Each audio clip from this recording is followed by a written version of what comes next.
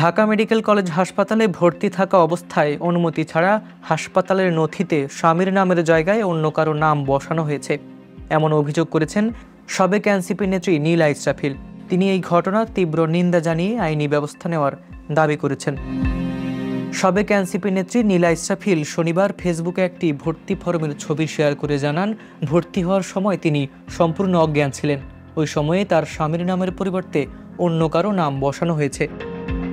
নীলা অভিযোগ করে বলেন, এটি কোনো ভুল নয়, আইনগত জালিয়াতি।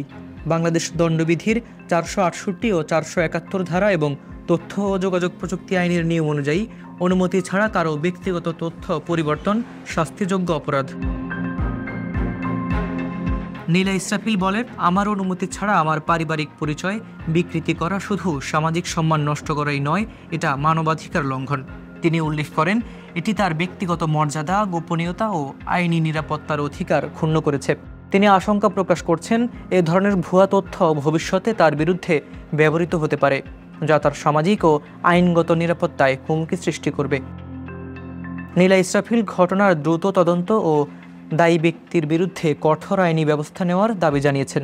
তিনি বলেছেন, এটি শুধু তার নিজস্ব লড়াই নয়, এটি সকল মানুষের পরিচয়, মর্যাদা ও অধিকারের জন্য লড়াই।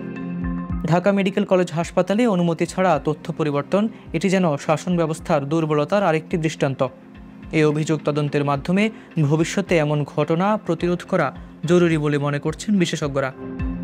মুকিদুর রহমানের রিপোর্টে হাবিবুর রহমান নিশান, খবর সংযোগ।